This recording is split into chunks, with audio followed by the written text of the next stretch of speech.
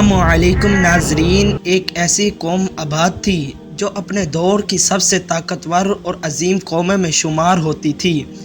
ان کا جسم مضبوط، قامت اونچی اور طاقت بے مثال تھی۔ ان کی آبادی عرب کے ایک علاقے احقاف میں تھی جو موجودہ یمن اور عمان کے درمیان واقع تھا۔ اس قوم کا نام عاد تھا۔ یہ قوم حضرت نوح علیہ السلام کے بیٹے کا نسل سے آ رہی تھی، یعنی نوح علیہ السلام کے بعد ایک وقت میں یہ قوم بڑی عظیم الشان ہو گئی تھی۔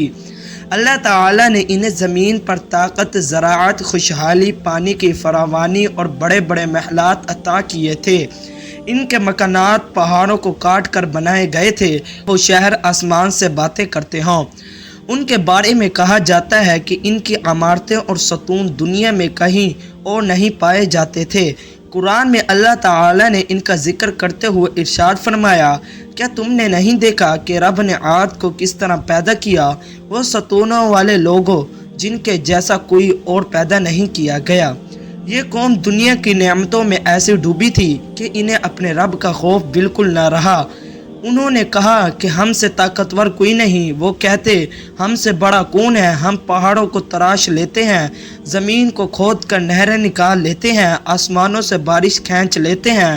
یہ غرور، یہ تکبر اور یہ دعویٰ کہ ہم سے طاقتور کوئی نہیں، یہی ان کی تباہی کا آغاز تھا۔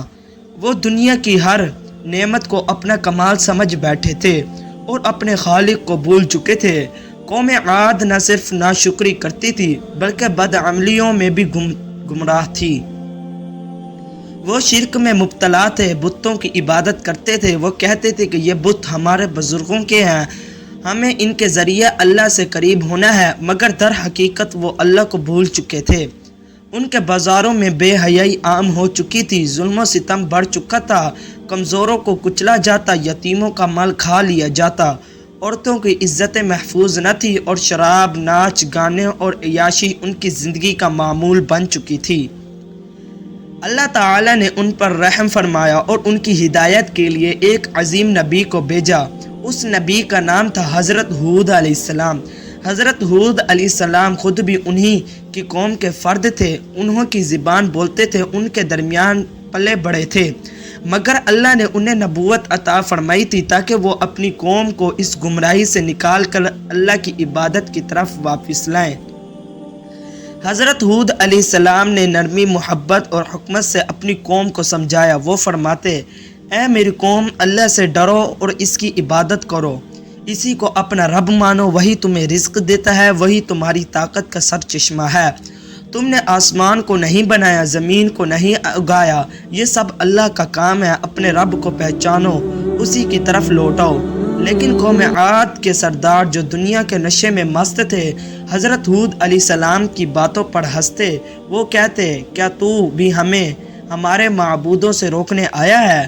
کیا تو چاہتا ہے کہ ہم اپنے باپ دادا کے دین کو چھوڑ دیں؟ ہم تجھے سچا نہیں مانتے، تو بھی ہم جیسا ہی انسان ہے۔ اگر اللہ کو کچھ کہنا ہوتا تو وہ فرشتے بھیجتا۔ حضرت ہود علیہ السلام نے ان سے فرمایا، میں تم سے کوئی بدلہ نہیں مانگتا، میرا صلہ صرف اللہ کے ذمہ ہے، میں تمہارے خیر خواہی کے لیے آیا ہوں۔ اگر تم نہ مانو گے تو ایک دن اللہ کا عذاب تمہیں آئے گا۔ مگر وہ کہتے، لے آؤ وہ عذاب جس سے تم ہمیں ڈراتے ہو۔ اور پھر اللہ تعالیٰ نے کئی سالوں تک ان کو مہلت دی، لیکن جب حد پار ہو گئی اللہ تعالیٰ نے ان سے بارش روک دی، ان کی زمینیں بنجر ہو گئی، پانی خشک ہو گیا، درخت مرجھا گئے اور قحط پھیل گیا۔ تب بھی حضرت ہود علیہ السلام نے انہیں فرمایا، توبہ کر لو، اللہ سے معافی مانگو، وہ تم پر آسمان سے بارش نازل کرے گا، تمہیں اولاد دے گا، باغات دے گا، نہریں دے گا۔ مگر وہ ہنستے رہے، مذاق اڑاتے رہے، اور پھر ایک دن آسمان پر ایک سیاہ بادل نمودار ہوا۔ وہ خوش ہوئے کہ شاید بارش آ رہی ہے، وہ خوشی سے شور مچانے لگے، یہ ہے وہ بادل جو ہمیں پانی دے گا، کھیت اگائے گا، جانور سیراب ہوں گے اس سے۔ لیکن یہ بادل اللہ کا قہر تھا، یہ بادل بارش نہیں عذاب لے کر آیا تھا۔ یہ ایک تیز آندھی تھی، ایسا خوفناک ہوا جو 7 راتوں اور 8 دن مسلسل چلتی رہی، ایسی ہوا جو انسانوں کو تنکوں کی طرح اچھال دیتی تھی۔ قرآن کہتا ہے، وہ لوگ کو اس طرح पटकती थी जैसे खजूर के बोसीदा तने। उनके मजबूत मकानात, बड़े बड़े सतून सब ज़मीन बोस हो गए। उनकी लाशें वीरान मैदानों में बिखरी गईं। कोई पुकारने वाला न रहा, कोई संभालने वाला न रहा। जो कौम कहती थी हमसे बड़ा कौन है, वो एक हवा के जल्ले से फना हो गई।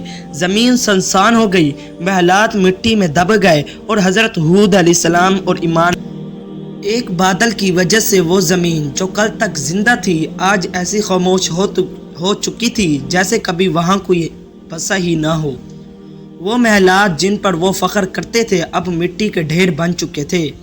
वो सतून जिन पर वो नाज करते थे अब ज़मीन में दफन हो चुके थे। वो जिस्म जो पहाड़ों जैसे मजबूत थे वो अब कटे हुए दरख्तों की तरह ज़मीन पर गिरे पड़े थे। परिंदे उनकी लाशों के करीब ना आते, हवा उनके जिस्मों से खिराती और पहाड़ भी उनके हाल पर लरजते।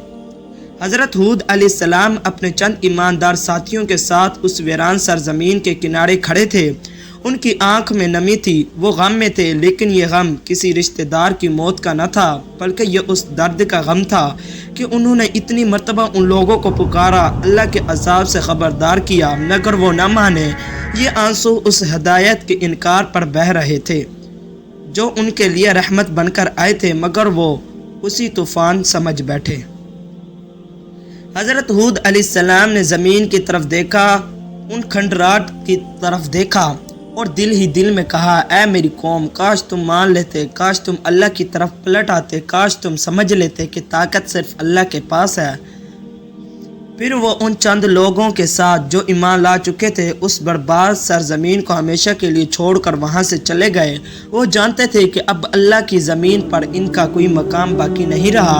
वो वादी जो कभी ज़िंदगी से बड़ी हुई थी अब एक निशान इबरत बन चुकी थी।